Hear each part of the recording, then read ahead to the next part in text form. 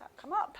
That's already more impressive than the way I do it. Yeah, it is. I didn't want to say that, but It was calm, it was measured. Okay, well, good morning. I've been asked today to talk about Excel. So there's probably different level of users in the room, but hopefully there might be something that you can learn and take away with you today. My company's 365 Training Consultants. And you may have seen me before. I've worked under the name MCT before. For one reason or another, the company's been closed down and rebranded as 365 Training Consultants. So I'm now focusing on working with mainly Office 365 and helping people develop their systems and processes in that. I've been a trainer for, a few years. Basically, my son was in infant school and he's now got children of his own, without talking about years, quite a few. When Excel, the Excel product that I started training on was Excel 4, and you could only have one sheet in a file. So it's going back a few years now. But there's always something to learn. You can never know anything about the Microsoft applications. They change all the time. And also, you know, somebody has found something that you haven't. So I wouldn't say I know it. But I do feel after training it for that long that I do know more than, you know, an average user. I am going to quickly look at maybe ideas of using Excel. So I came up with, some people might want to put a campaign schedule together. And what that's really going to do is look at how we can use dates in our Excel workbook. So it's not just really for campaign scheduling, but very, very straightforward. I'm going to look at maybe a little bit about the idea of analysing a sales. So the thing is now, with a lot of the accountancy systems, they have nice charts already to subscribe to one of the accountancy packages. But if you don't, you might want to do your own analysis, or you might even want to do something more than the charts that just appear on the dashboards of the accounting system. So how do we go about doing things like that? And then what's really important, talking about numbers, is budgets and forecasting. So what is it that we're planning on spending, and thinking about, I'm going to look at a very, very basic spreadsheet today, but you can make it more complex. And that's the sort of thing we can, you know, come along to the training session next week, is really thinking through what's my budget and how can I forecast. And again, some of the account systems will let you then input your budget into the account system, and then your reports can come up and see how much that you've spent against budget. It's all really important information you need to keep an eye on, as is your cash flow. So do you all have cash flow systems, whether it's an Excel spreadsheet or your account system? You must have. As I said, talking about numbers, it's so important to plan ahead and see what your cash flow is doing when you're going to get, because that's different to us sending the invoices out, isn't it? When are you going to get the money in, and when are you going to pay it out? And then a little bit about list management. So hopefully in all of that, there is something that you'll pick up. And I've just put a picture at the moment. I'm going to go into Excel in a moment, which is going to be a little bit better. But that is a familiar sight to most people. You've opened an Excel spreadsheet before. Did you know the guys who came up with the concept of spreadsheets back in the 1980s never patented it? And I watched a TV program about them, and they said they would have been richer possibly than Bill Gates is now, but they never did. So Bill Gates has got all their money, basically. And they just had to say, well, at least we did something good for the world. I'll never forget that sentence. And you just think, oh, and I must look back because it was a really good program. But yeah, they came up with the idea of using, you know, the columns and the rows. And instead of having a calculator that you use the cells to do the calculations in. So a very, very good idea. And of course, it's been adopted. When I first started training Excel, there were quite a few other spreadsheets that I trained on. Lotus 123 being one of them. There was one Super Calc. There was going round then. Some of you might remember that. Fiona does. And now I think mainly people use Excel, but there is some cut down versions of spreadsheets you can get, like there isn't one called Numbers. And when I've worked with people on their laptops, if they've got those, you can still do the fundamental things. It's just some of the more complex things that you can't do. And it's all the same way of working. It's just finding out what they've called it. So even if you never actually use Excel, you can still learn from this. How big is that sheet? It goes on and on and on and on, doesn't it? Is there a, I don't even know if there is a magic one. Is it double A? Double Z? There is a finite number of rows. It's not a database. Databases are infinite. It's a spreadsheet. It's a finite number of rows. Okay, I'll show you in a minute. Any guesses? 64,536 was the old number of rows. So you do get a point for that, John, but it's not the current number. 129,000. Okay. Doubling it. It's all to do with bits and bytes. So the numbers are not like 1 to 10. It's all to do, I'm not going to go into bits and bytes today. That's another talk. That's quite an interesting one. So things like having a campaign schedule. And this is just something really simple that you can set up on a spreadsheet. And you can put your dates in on there. And, you know, you might have different columns about what you're doing when. And if you're we'll probably want to have some sort of, whether you do it in a calendar, whether you set it out in an Excel spreadsheet.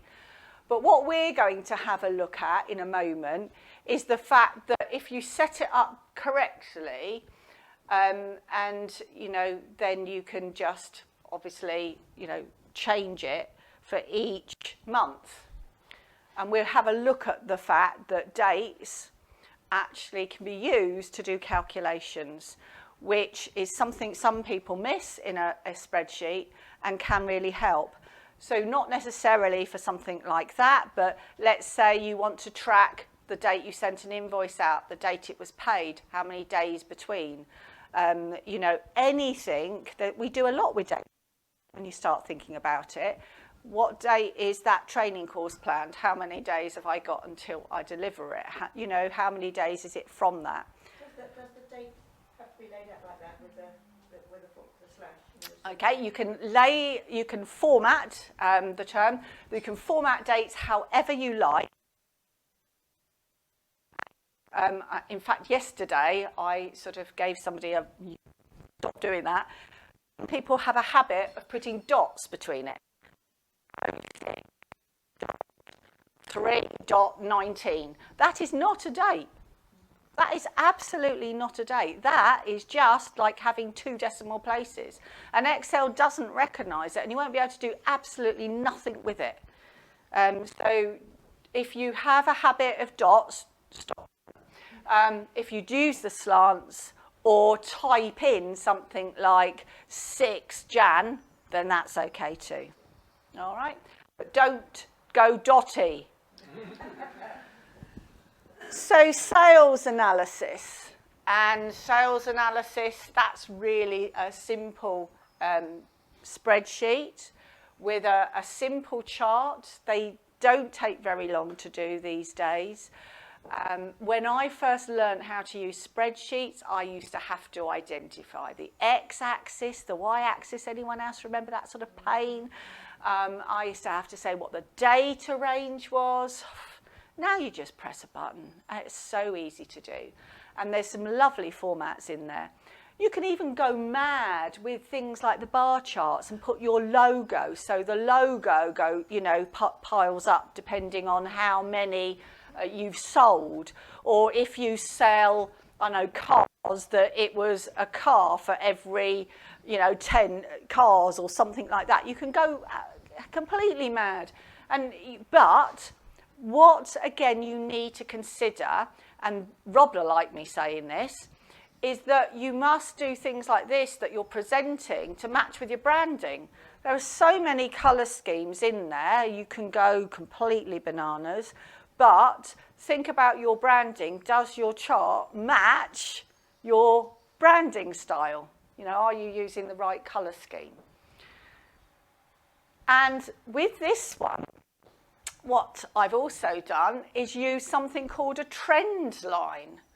Now, they're quite useful because Excel would do the math for you, if you like, and it will say, well, based on those sales, this is where the trend is, and overall, it's going up. Yeah? So and it will do it for you. You don't need to make that calculation. It does it for you. Just add a trend line in and see how trendy you are. Budgets and forecasting.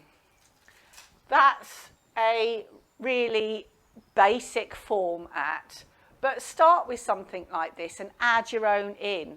Excel also has some very good templates as well, but using those templates, you do need to understand how you need to add things into it. So the different weeks, the different dates of the week, and then you just do some calculations, the money coming in, money going out, and then put what we call conditional formatting on the cells, which is if my money goes in the bank, which is my bottom row, is less than £500, go red to alert me to the fact that I'm going low in the bank. So things like that you can do to just help yourself.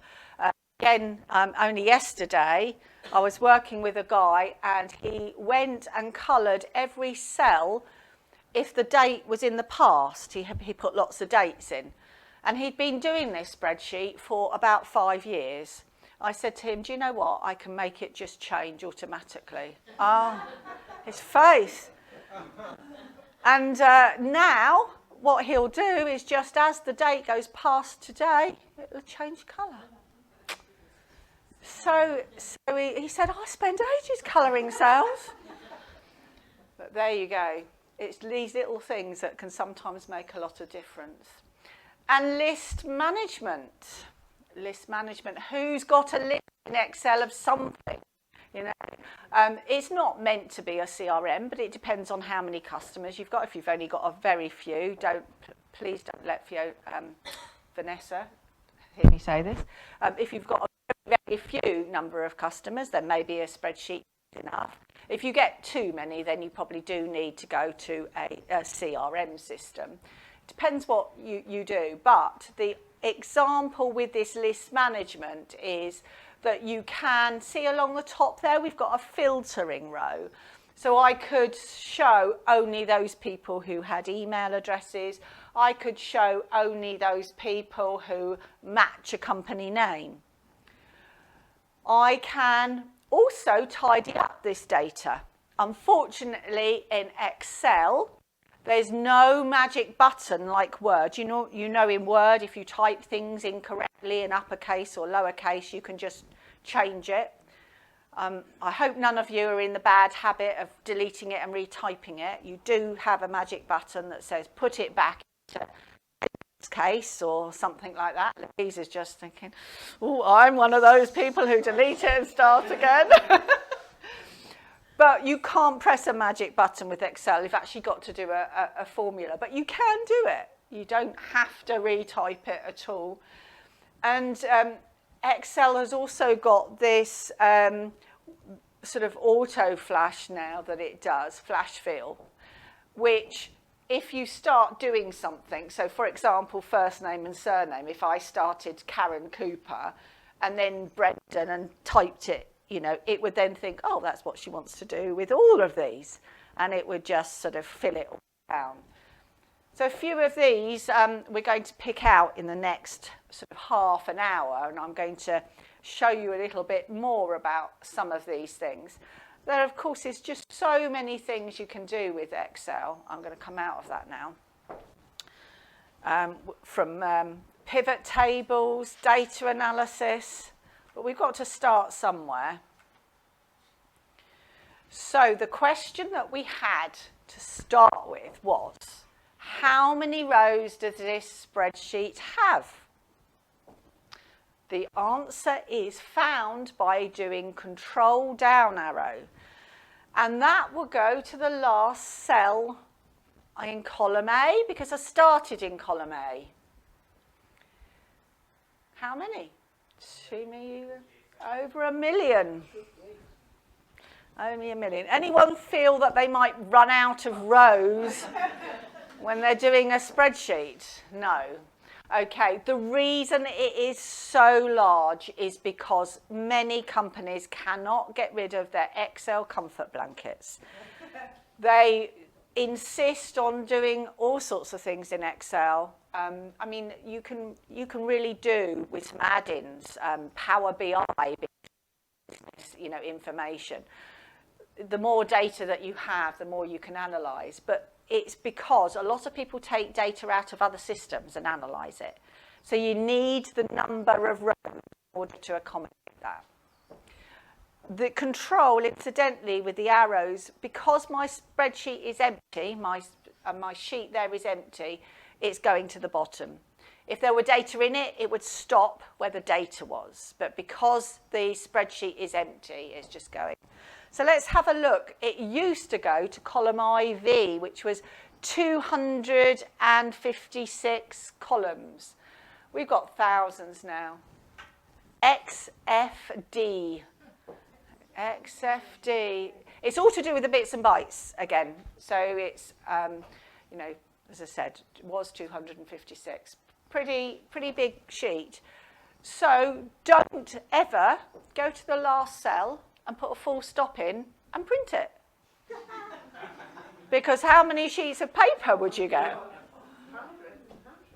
Years ago, I did some training at one of the local colleges for women returners to work, and some clever student thought it would be really funny in the Excel template to do that very thing. So every time you did a new spreadsheet, there was already a full stop in the bottom cell. This was before it was this many rows. This was when it was the 64,000. And these poor ladies were learning to use spreadsheets, pressing print, and the printer just going churn, churn, churn. And it took a little bit of working out, but yeah, they think they're funny. But yeah, be careful, because it was just literally doing that. So, we are going to start with a little calculation. Okay. So we have 4 people to pay, and we want to work out their gross pay, their tax, and their NI. For want of this example, we're going to have a standard tax rate and a standard NI rate. I know there's lots of variables. That's not the idea. It's just to get a formula going and to do the net pay. So what would you do on a calculator if you wanted to work out Bill's gross pay? 35 to 10 pounds. Okay. And do we do that in a spreadsheet? It's done like that, but differently. So yes, you're right. You're perfectly right on a calculator. When we switch it to a spreadsheet, we use the cells. What do you always start a formula with? Equals. And you either type the cell reference in Do most of you do the click on the cell? Yeah, so that's the best way because it puts that cell in. But make sure you then type whatever you need to first. So a multiply is a star, a divide is a slant, and I've multiplied one by the other. Now, a couple of things here. Some people say you should always put equals sum, open brackets. No, you don't. Equals sum is only when you're doing totals. Why some people have got into this habit, I really don't know, but you don't need it. So we're just saying one cell multiplied by the other. And I love the way that Excel now gives you the colour coding to sort of follow along where it is. You know, this is all some of the updates that it's done, probably very subtly, you don't necessarily remember.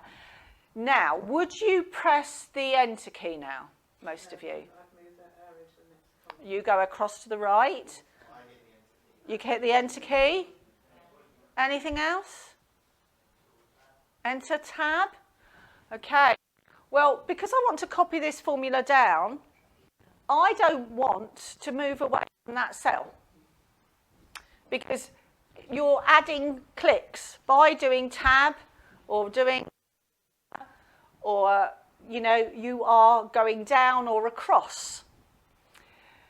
So I want to stay with that as the active cell. The active cell is in the name box at the top left there. It says C4, but I'm in this cell here. How many of you have ever looked at the tick? There's a tick. It's on the formula bar. It's been there forever. No new feature. Okay, so I've saved myself a click.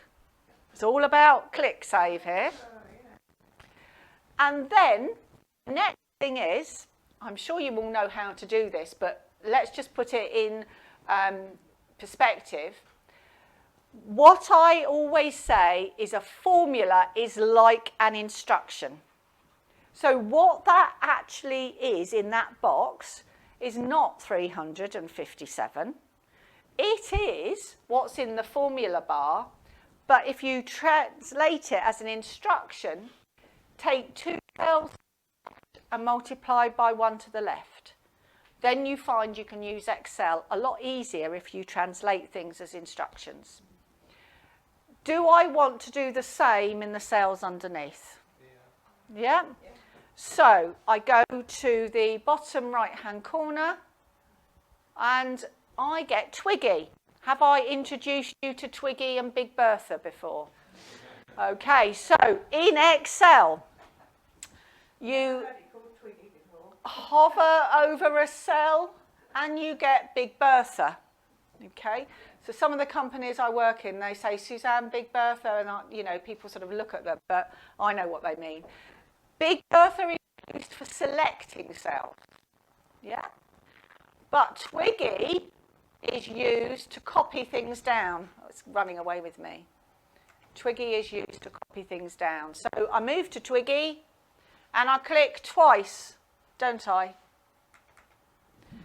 And it just fills it down to as many rows as you need it to. Who just learnt that? It was this old when they learnt that. No, it's always been there. You go too far and you have to go back. Yes. All right, okay. What did you say this discount code was? 20%? Because if I just delete that, I'll leave the top one in for a moment. We're not too worried about the names here, but if I just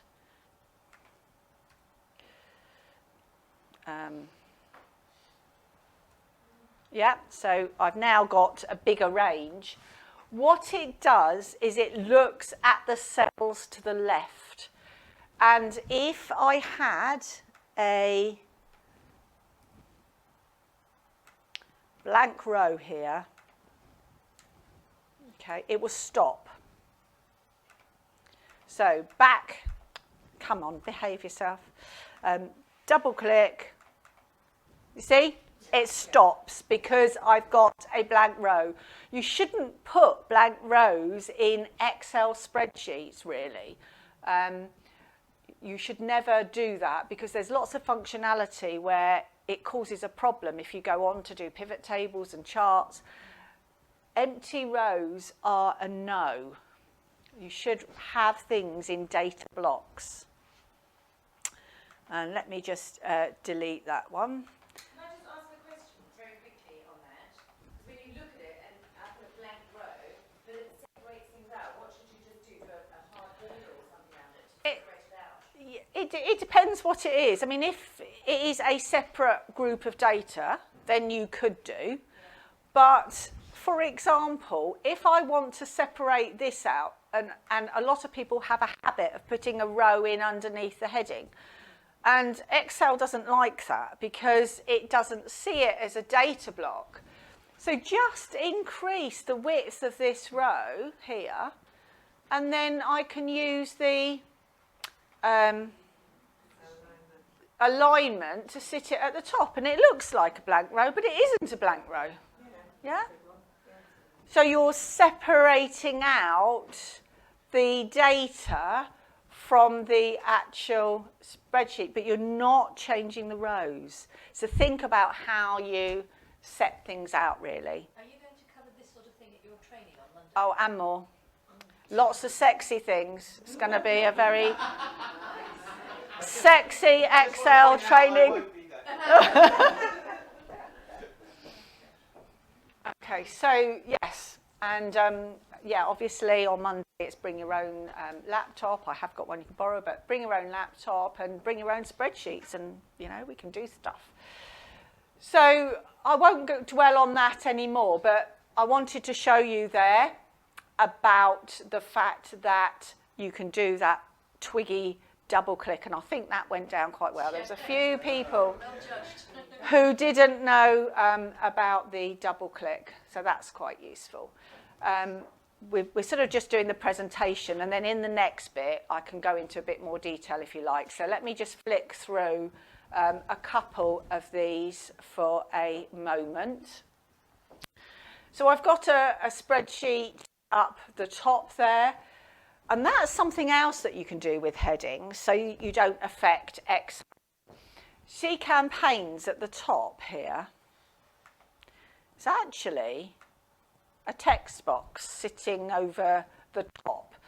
So if you just want something to look nice, maybe instead of having to do empty rows and things, that all you do is put your text box over the top. I mean, who would know that if it was PDF'd?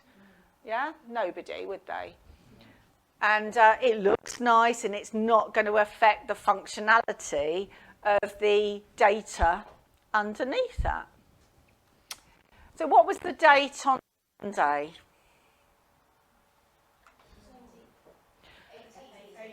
18th of March. Oh, it's nearly my birthday, not another year.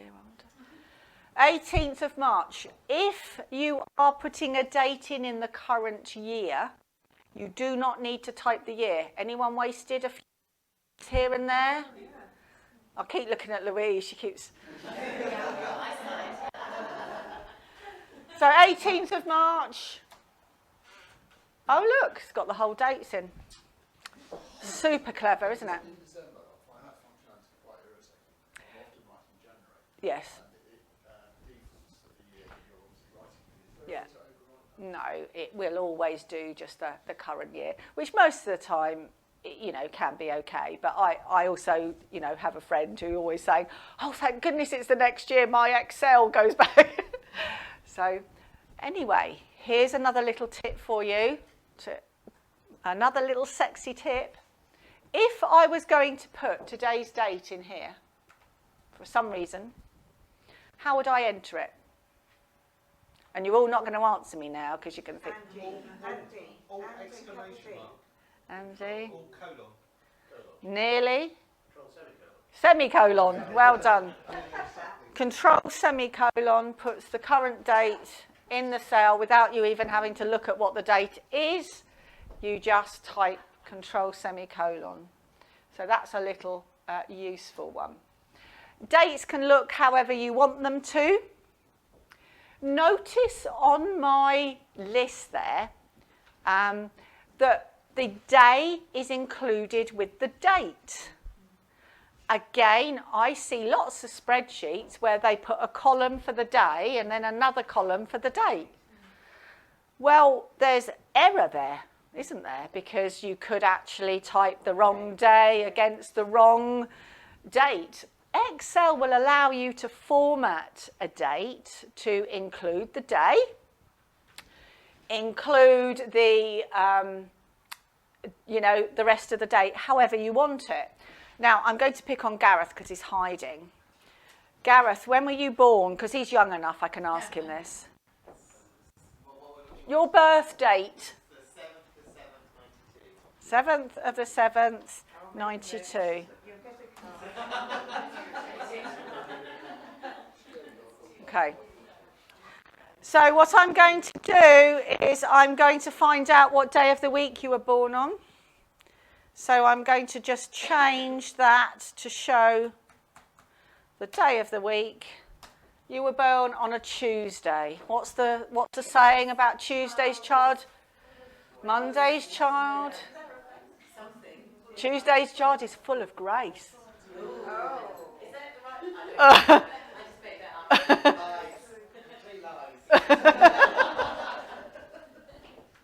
What did you actually type in when it was on Tuesday? So to get that, I went to the custom formatting and I typed 4 Ds in front of the date. If I did 3, it would just give me TUE instead of Tuesday. So Oops.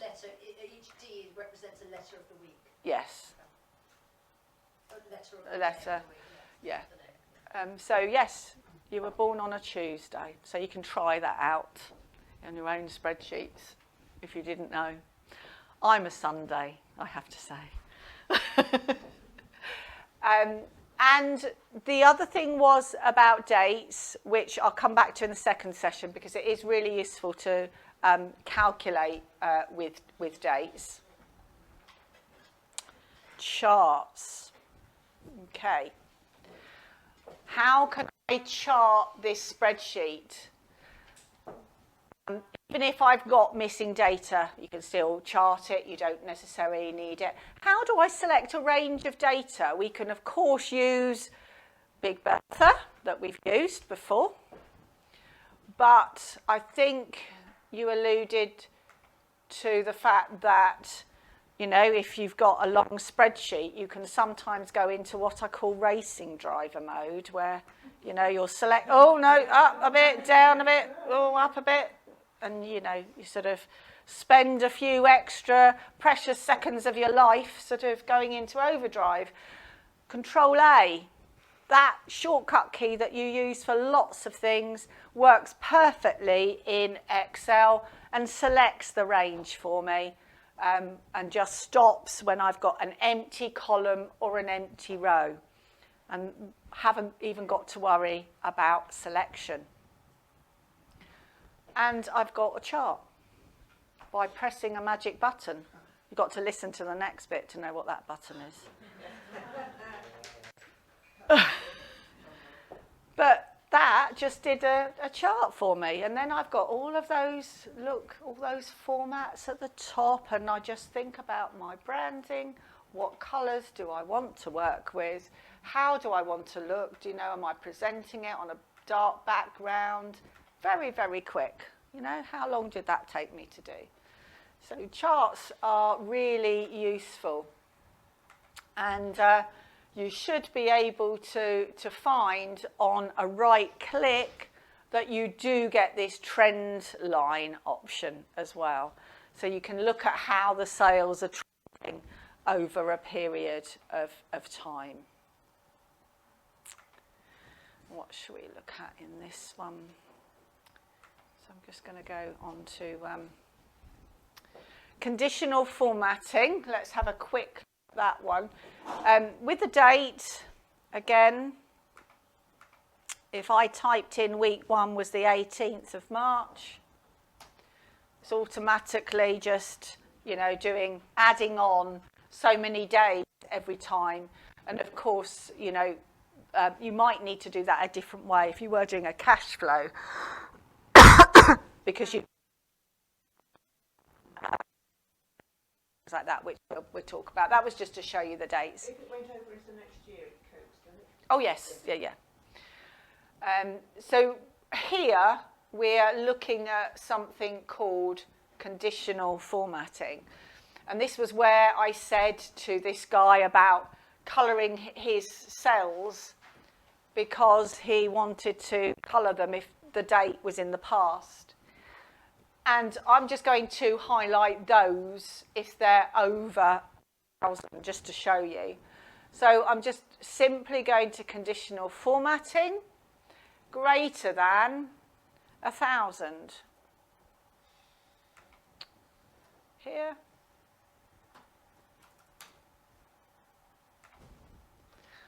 Okay. That's because I didn't do the whole range, did I? So you can do the whole range and it would do anything over that range. How did yours go, Gareth? Did you do that? You did it perfectly. That seems a lot simpler than I remember doing conditional formatting. Used to be, yeah, it used to be a nightmare. With that magic button, it's just nice and easy to do. Now, with Excel, there is a difference between a list and a table.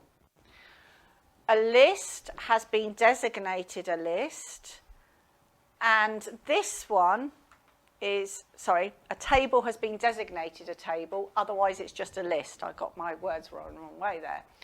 So although this is a copy of the data, this one is just a list of information. It is just sitting there and you've got your columns and you've got your rows, and of course I can tidy this up, double click between any two, and it will go across, auto fit all of those cells so it looks a bit better. And I can just use that as a list for anything that I want to. But Sorry, Suzanne, back again, the auto-fit thing, how did you do that? how did I do that? That was, so let's press the magic undo button. So you highlight the columns that you want to auto-fit, go between any two of them, it's totally irrelevant which two, and click twice. Oh, well, that's just saved me a year of my life. Just auto-fits the whole thing. It's the same if you want to size them all. So if I wanted them all to be the same width, yeah? I know that, but I didn't Yeah. click one. The double click one. That's amazing. Oh, and now it's Just- dragging. Oh, can't tell you. One at a time. Yeah. So yeah, easy to do. So yeah, this is known in Excel as a list, whereas this one is a, let's just check. I'm going to make this one into a table. Format as table.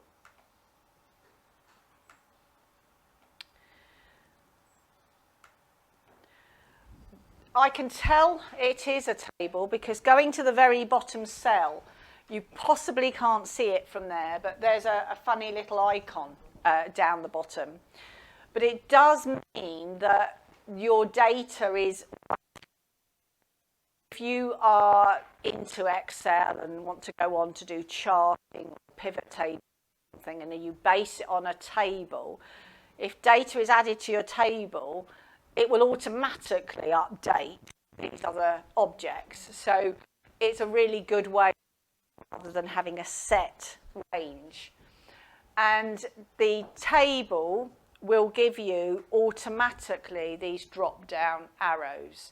So, you know, you can just say, I want only those people in that company. And you can pick multiple companies. Doesn't have to just be one. Yeah, so you can just pick those. It's, if anybody does any sort of mail merge, if they haven't got a CRM, you really need to have it in an Excel spreadsheet. Don't follow words, setting it out in Word, because you get more functionality by having it in an Excel spreadsheet. And I'm just going to...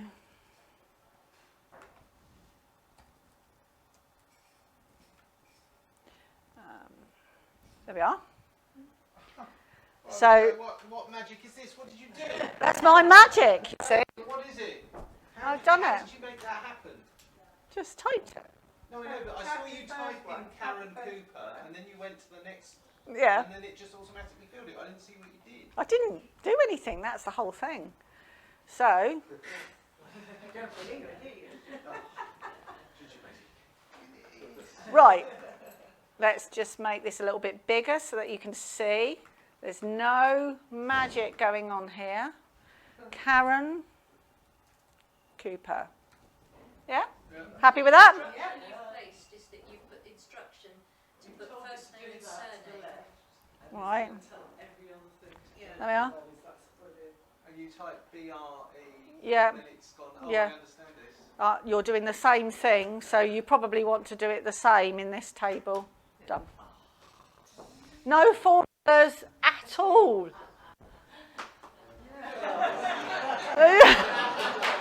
No formulas.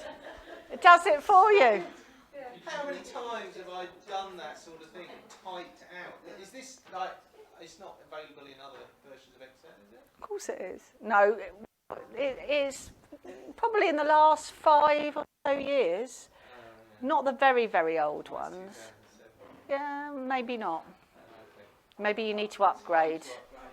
Yeah, right. Upgrade to the next one. It doesn't.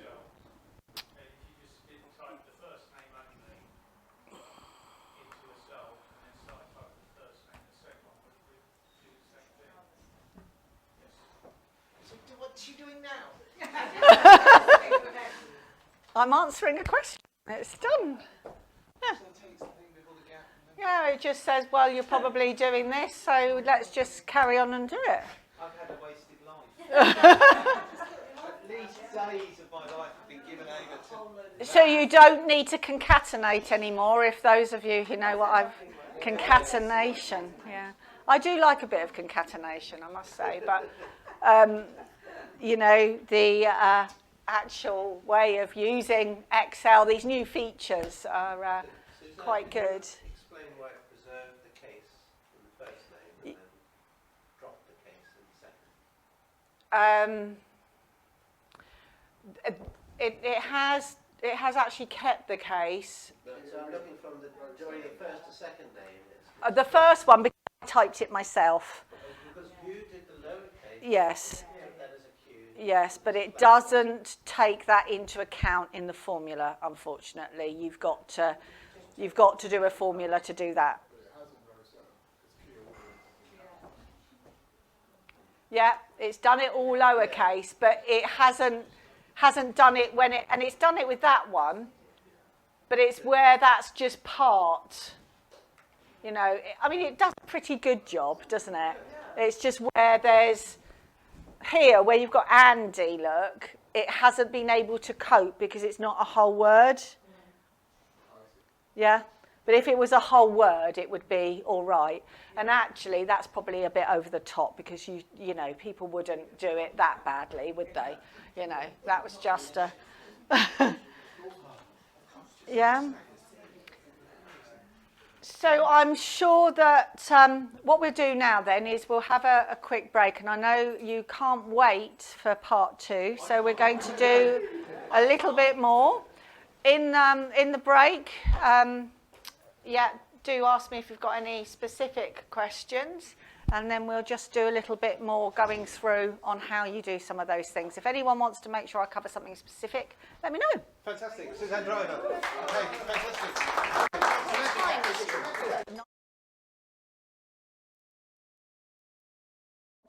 Till about 12 o'clock.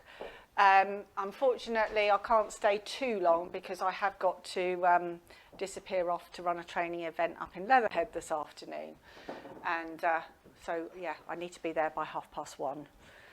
So please use now to ask me. I'm going to pick a couple of things, and then I'm going to sort of be led by you what you want me to show you.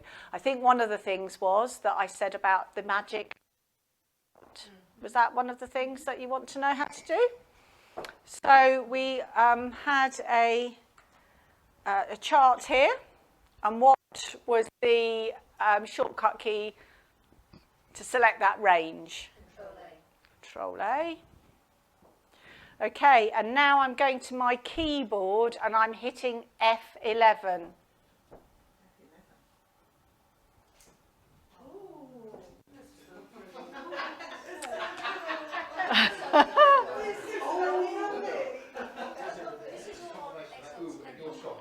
It's always been there. There's not that much that I've gone through today. That flash fill is one of them, but everything else that I've done, I've been training since, I don't know, for 10 years or so. So most of it is not new. That flash fill is, but a lot of it has been in there for a long time. Sorry, I'm just Flash making fill. notes, and I missed the crucial keystroke. Here, Yeah. this is create an Excel chart on a separate sheet based on the data that you've highlighted, the function key on your keyboard. Yes, yeah. So it's on a separate sheet, so it's designed to be A4. You can, of course, copy it and paste it into PowerPoint or anything else that you want to do, but...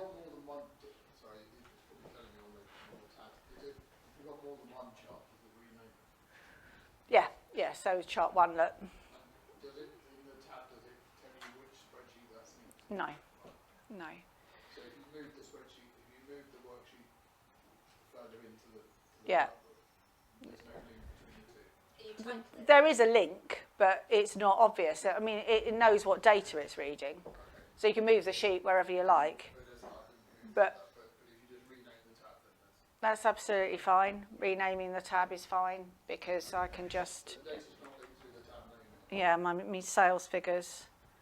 But the underlying data is using the information. So if I change... The update, so if you enter in new information into the source field.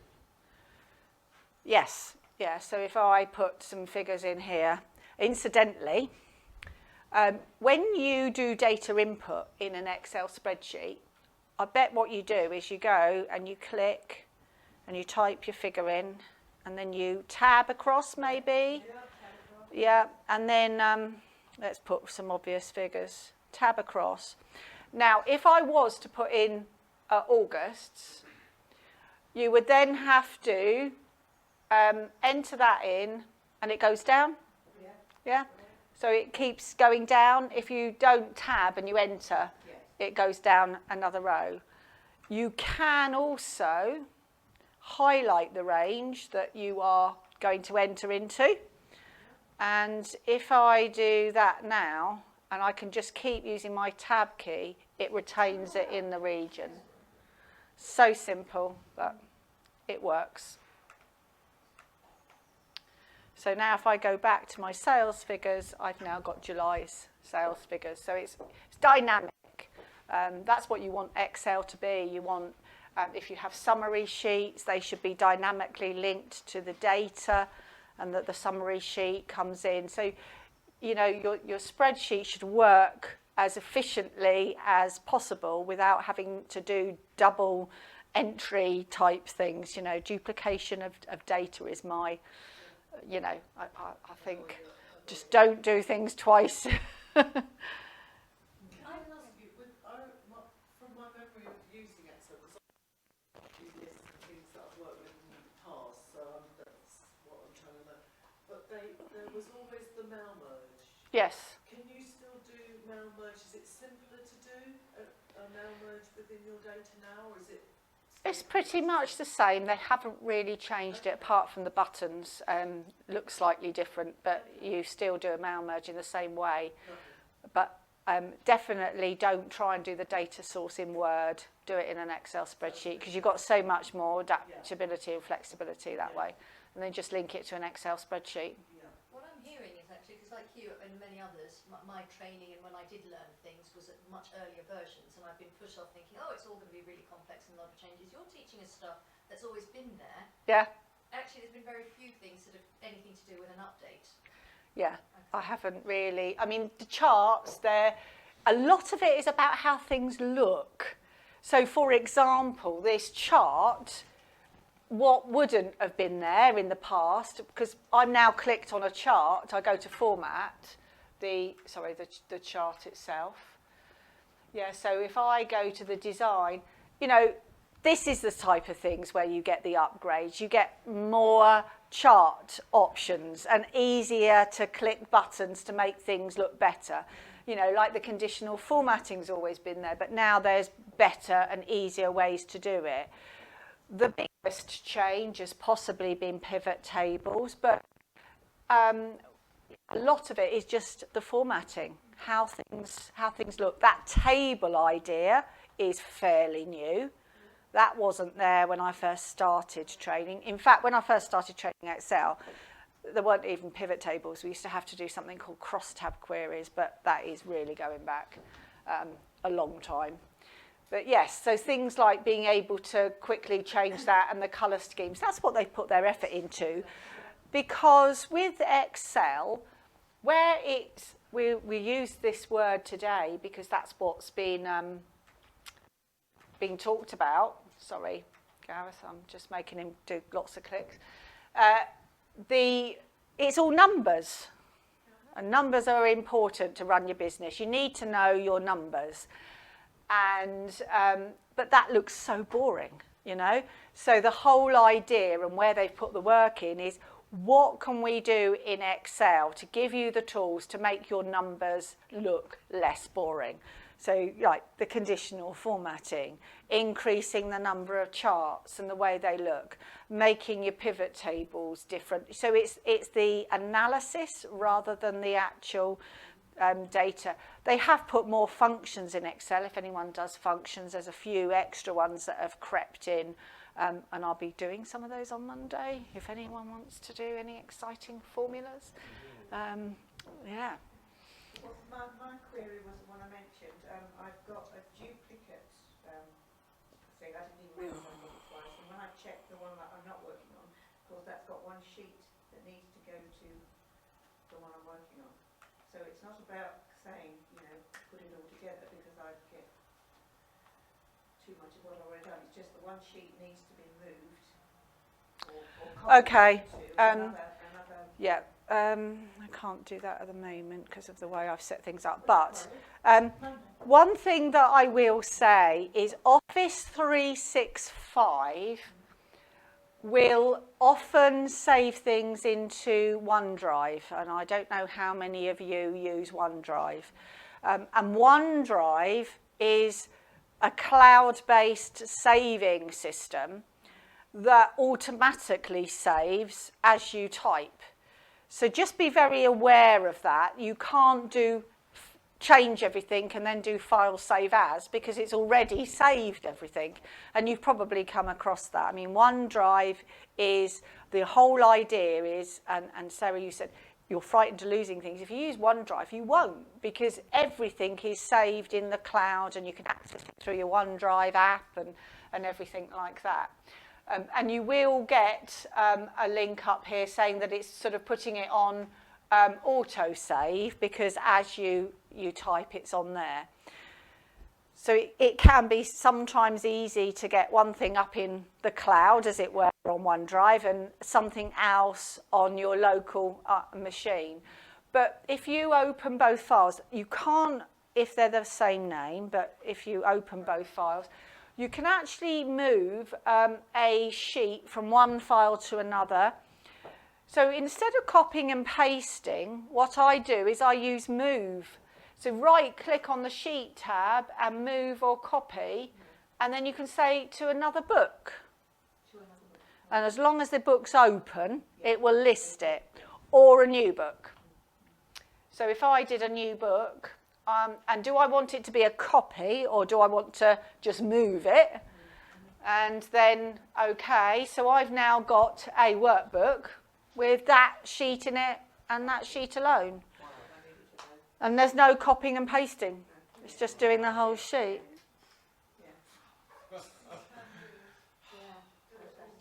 So it's Does everything. It's making sure they've both got slightly different names. Yeah. Yeah, and then open them both. And then open both and then Move it. Thank you. And of course, the brilliant thing about that copy or move function is that it actually takes all the column widths and everything with it. Whereas if you copy and paste data from one spreadsheet to another, it just pastes there, and then you have to change everything. So it's more, it's better to do it like this.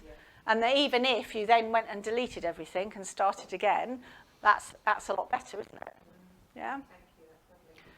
So. And am I right, just to analyse, you know when you said you're building, if you're building, you haven't got a massive amount of information to have as a database. Yes. But is it right that most CRMs now, if you have a database, you could upload your Excel Yeah, sheet or definitely. A lot of them, MailChimp, although that's not a CRM, and all the CRMs that I have seen have an import and an export function. So if you start building it in Excel, at some point you can say, well, actually, yes, I do need a CRM system, and press the button and it will just put the upload in. And if you've done it in this way, this is perfect anyway, because it will look for what they call mapping fields. So your system will say, maybe it's just called, I don't know, name in the CRM system, and you say my first name equals that name, and you have to do a little bit of that mapping, but providing you've got everything sorted out, then it will just upload. Yeah. On Monday you would help us create lists that are easily to be transferred Yeah. to things.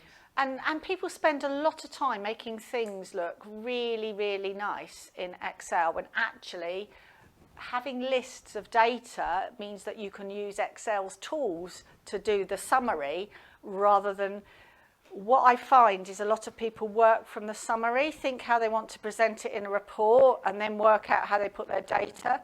Actually, you're better a lot of the time putting the raw data together in Excel and then using the tools to create the reports.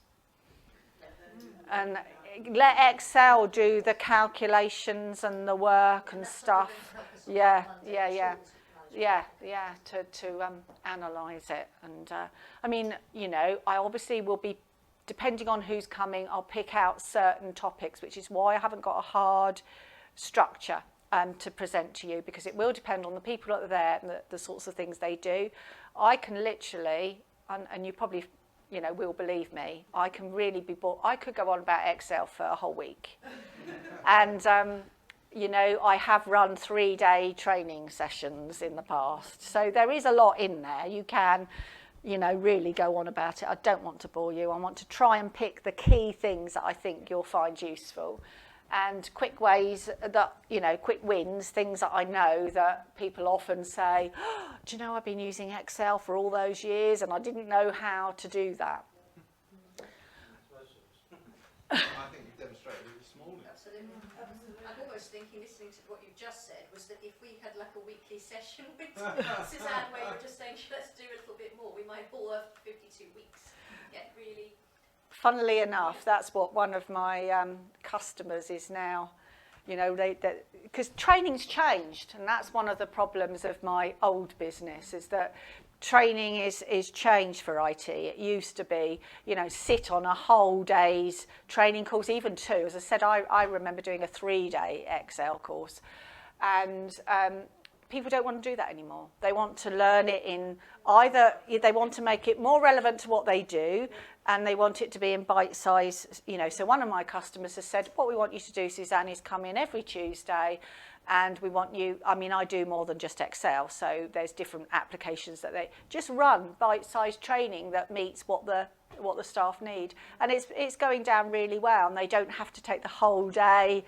away from their desk. It's so flexible, and you know, like yesterday, and I had a girl with a PowerPoint presentation and she didn't know how to do some of the images, so literally we just had an hour and we worked on her presentation at the same time, and it just is so much nicer to train people like that. So going back to how I originally started training, you know, and it's very much getting the people in there and just, this is the structure. So that's why I haven't got a published structure, is I want to adapt to the people that are there, and that, you know, it's sort of, I've got certain things I want to do, but using what you have with that. I love this idea, like people go to yoga or Pilates once a week. If there was some sort of spreadsheet. You wouldn't want to do it once a week, but yes, that idea. This idea of that coming in and just Yeah. doing this on a regular basis. You can learn, yeah. So I had a particular query about converting data. Sheet and then converting it a software system where we have to upload information from Excel in tab delimited. Yes. And occasionally I forget to save the original Excel spreadsheet. Therefore I need to convert a tab delimited sheet back to Excel. Yes. I can't do it. Okay. Yes, you can. Right. So when you save a spreadsheet, actually, I'm going to use the one I did earlier. That one, because it's just one sheet. It's good.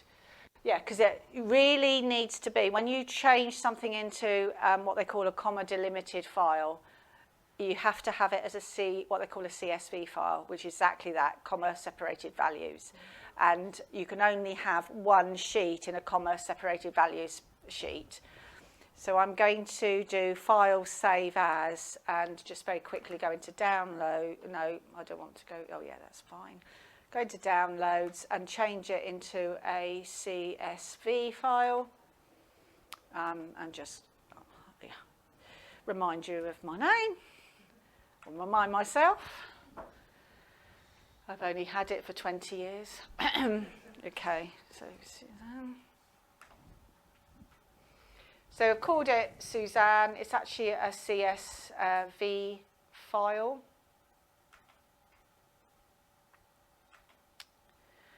And if I go into my downloads folder, where was it? Suzanne, I can't find it now. She's found it. Where's she found it? I'll put it on the desktop because I want to open it for you. That's it's. I don't really want to share everything in my files with you all. Right, there it is. It's in Documents. I'll put it onto the desktop and then we know where it is. You all right? Yep. Following? Just about. What are you doing? He's recording it, but I'm recording it, but it's on that screen, so I'm basically mirroring what Suzanne's doing, so it goes in the recording. so if you've got any questions about Excel, then ask Gareth. Head of Digital. I'll never forget Gareth's face when we ran a Word course here for the Signal team, and he said, "Oh, I don't know if I want to come because I know everything." Did you? No.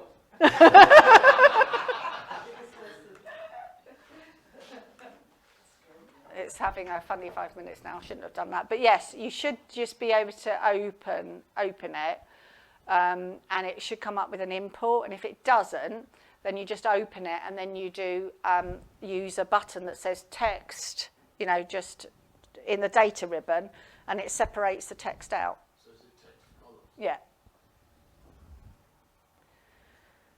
So let me go back because that's not playing games. Let me. I bet you can't get it to do this, Gareth. I'm not that good. Right. Whilst it's waiting, Yeah. are you covering the submit and big lookups next week? Yes. Yeah, there are 2 on my list. Do you think we're all coming back on Monday then? Okay, while I'm waiting for Excel to wake up, has anybody ever gone into an Excel cell and typed a number only for it to come back and give you a date? Yeah? Anyone done that? Has it happened to you before in the past? So if you type in a cell and you format it as a date, I'm going to have to close this down. If you format it as a date, it's decided it's had enough. It's given away too many of its secrets. If you format it as a date, then it says that cell is a date in there. So if you go back in and type a number over that, then it will convert it to a date. But what happens is the date is specific. Did you realise that? It's not just any old date that it gives you. And I think when you understand that, that can help with Excel. So I'm just opening a blank spreadsheet for a moment, Gareth. That's better. It's trying to recover everything. I'll just close it all down. Right, let's make that a bit bigger. So, control semicolon, remember, was today's date.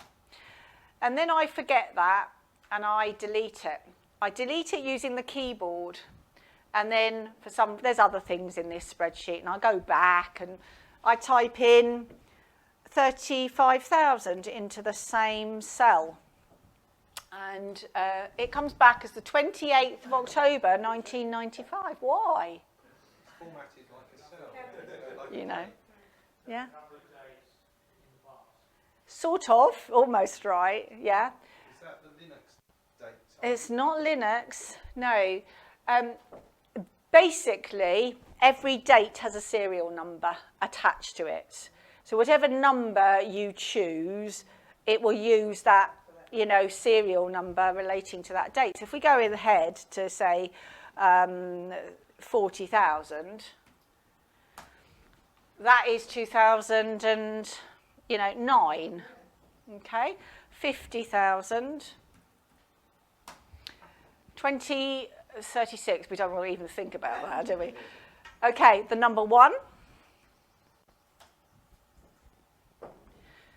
1st of January 1900. So according to Microsoft, the world began on the 1st of January 1900. What if you put in a -10? It won't like it. I thought it might go 10, Oh. 10 things before that. Broken the internet. I've broken the internet. When I first started training, actually, I did work with some people at Peveril's who had nursing homes, and they couldn't put dates of birth in. But now we've got past that, I think, and all the dates of birth can be calculated. I mean, this is what programming does, you know, when it works out how old you are from the date of birth and how many years service and anything you want. But you can do that all in Excel, and that's how you can do it. It's because each date has a number. But let's just have a look at this. So when I hit delete on the keyboard, I'm actually deleting what they say the content of the cell, not the formatting. And if you've never looked at it before, I suggest it's a good idea to look at the clear button. Because if you don't necessarily, when you get rid of that, you don't necessarily want to put another date in, you should go up to the clear button and clear all. And if you clear all, you're clearing the format and the content, and then when I type in it again, I can type in what I want. So deleting on the keyboard only is taking away half of the cell information, and it leaves formatting behind. And not only dates, I'm sure you've done it as well with things like, you know, it comes up with a pound sign and you didn't necessarily have that, or it comes up with the wrong format. That's all to do with that. So what you should do is, if you're working in something like a list or a table, you probably do want the same format. Yeah, so you're doing things in it. So then you can use delete on the keyboard. But if you're working on a spreadsheet that could potentially have other things in that cell, use the proper button and clear the cell Oh, how do you do that? correctly. Sorry, I was tweeting. No, wow. I was tweeting your personal genius. Tweeting the genius. Clear all. Oh, clear all. Clear all. So you give it a good scrub. You're actually getting rid of everything in that cell because just deleting is only getting rid of half of it.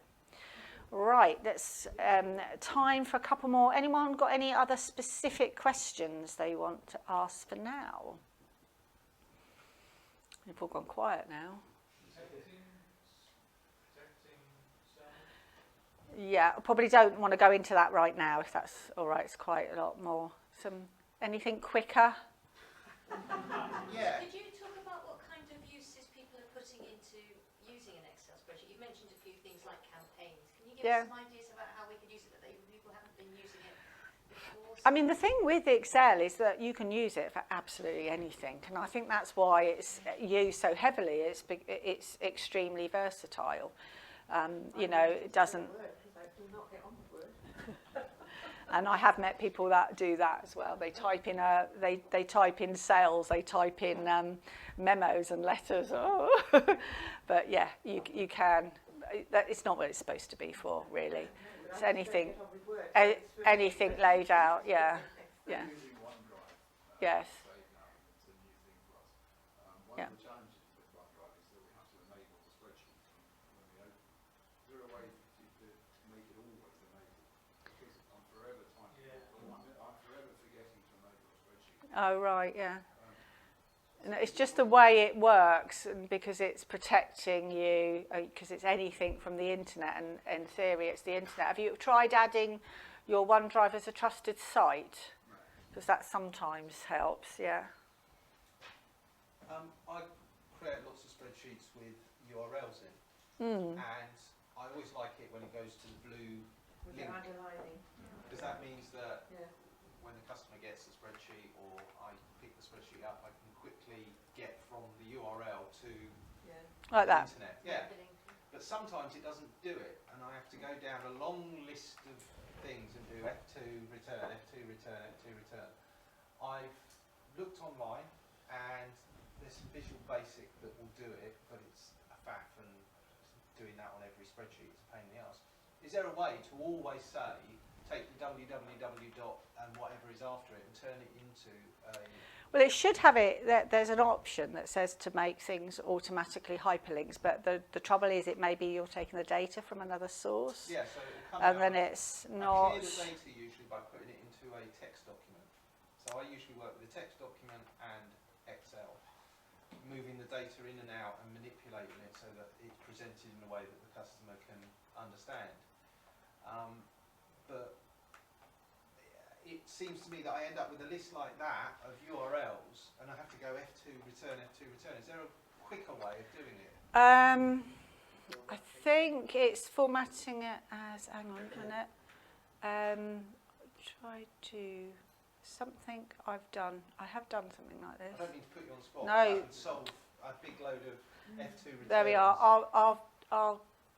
I'll do that and send it back. I can't remember what I've done in the past to do that. But yeah, that's the idea. Format painting. Yeah. So if we did that, it's actually just got to that works. Okay, but does that actually make it like I know those clickable links. Not just a format. So not open. just blue and underlined. Yeah. Yeah, I mean, Being I remember active. doing live URL. That's not- hyperlinks within. It's not actually taken the hyperlink. It's just the format. Yeah. You've tried that before. Yeah. I know that it's because each URL is distinct and separate, and it can be very difficult for it to understand that. But I just wondered if there was a way of just saying if it's got 3 W's and a dot, anything after it is probably going to be a URL. Turn it into the URL of itself. I dealt with that for somebody. Because that's how Visual Basic does it. Yeah. But it's just a fact of trying and cut and paste it into the cell and set up macros and da da da da da. I'll worry about it later. I've that's got a fine. feeling that I did a formula, and the formula did it. Yeah, because sometimes you can do it in the cell next to it and then drag it Yeah, down. I think You that's cut what and I paste- think that's what I did. Cut and paste the information. And Yeah. I'll give that to me as a challenge, and I will come back. You love I'm an sure. Excel challenge. I do. I Is do. there a link to the Eventbrite, Gareth, that you've put for next week's training? Have you put a link out in our... No, it was out. Oh, no, wasn't it? I can put a link. Anyone else got any sort of final quick questions for Excel? Have you all learned something today? Is there something that you can go and use? I think we've Yeah. all learned something. I think we've all taken something from this that we don't know as much as Excel as you. So come along on Monday and find out more in an action-packed 2 hour, 3 hours It's 50% with a more cup than I of always coffee in the said. middle. Cup of Cup of coffee and coffee biscuits. And biscuits. Yeah. Oh, that's fantastic. Ladies and gentlemen, come on, let's